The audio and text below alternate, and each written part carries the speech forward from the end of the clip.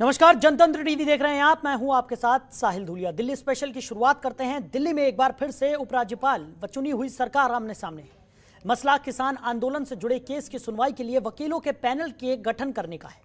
उपराज्यपाल के इंकार के बाद शुक्रवार को दिल्ली सरकार ने कैबिनेट बैठक बुलाई, जिसमें उपराज्यपाल के प्रस्ताव को अस्वीकार कर दिया गया है। सीएम केजरीवाल का कहना है कि अब किसान आंदोलन का केस दिल्ली सरकार के वकील ही लड़ेंगे।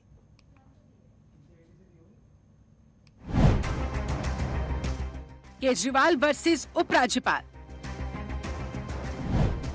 वकीलों के पैनल को लेकर दिल्ली सरकार और एलजी आमने सामने। लाल किला हिंसा मामले में कौन करे किसानों की पैरवी।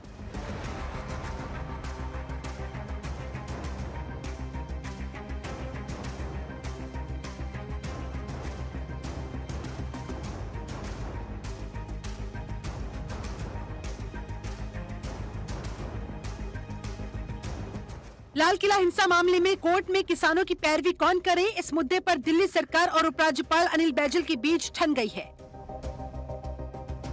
दिल्ली सरकार ने वकीलों का एक पैनल बनाकर मंजूरी के लिए लिस्ट एलजी के पास भेजी, जिसे एलजी ने खारिज करते हुए अपनी तरफ से नई लिस्ट दिल्ली सरकार को भेज दी। अब दिल्ली सरकार ने एलजी की लिस्ट को खारिज कर दिया। कैबिनेट की बैठक हुई और बैठक में दिल्ली सरकार ने फार्मर्स के प्रोटेस्ट के संबंध में कोर्ट में पक्ष रखने के लिए जो वकीलों का पैनल बनाया था, तो सरकार ने तय किया कि दिल्ली सरकार का ही पैनल वहाँ कोर्ट में दिल्ली सरकार को रिप्रेजेंट करेगा। पहले भी दिल्ली सरकार ने इसका पैनल बनाया था, तो केंद्र सरकार ने एलजी साहब के माध्यम से उसको रिजेक्ट करने की कोशिश की थी, पर आज दिल्ली सरकार ने तय किया कि दिल्ली का ही पैनल रिप्रेजेंट करेगा। गुरुवार को एलजी का फैसला, आज दिल्ली सरकार का पलटवार। एलजी ने गुरुवार को दिल्ली सरकार की सिफारिश पर विचार किया था। उन्होंने दिल्ली पुलिस के वकीलों की लिस्ट अरविंद केजरीवाल सरकार के पास भेजी थी। इस पर विचार के लिए आम आदमी पार्टी सरकार की मीटिंग हुई। मीटिंग में एलजी के सुझावों को दरकिनार कर दिया गया। केजरीवाल कैबिनेट ने कहा, दिल्ली सरकार के वकील ही किसान आंदोलन से जुड़े मामलों में पब्लिक प्रोसिक्यूटर होंगे।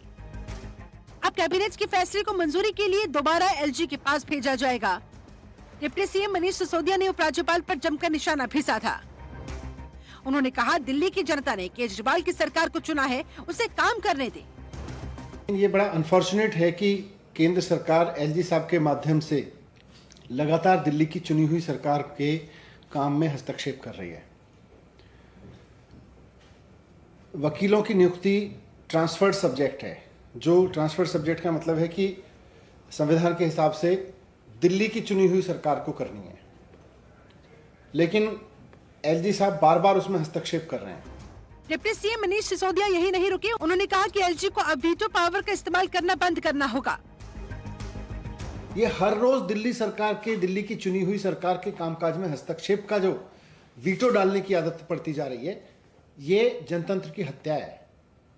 ये संविधान के खिलाफ है। ये सुप्रीम कोर्ट के 5 जजों ने जो लिखा अपने बेंच जजमेंट में, उसके खिलाफ है।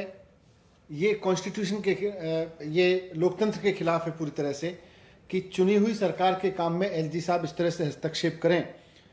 वो कभी राशन का काम रोक देते हैं कि राशन की डोर स्टेप डिलीवरी नहीं हो सकती, कभी कहते हैं दिल्ली सरकार वकील नहीं लगा सकती, कभी किसी और काम को रोक देते हैं, कभी किसी और काम को रोक देते हैं।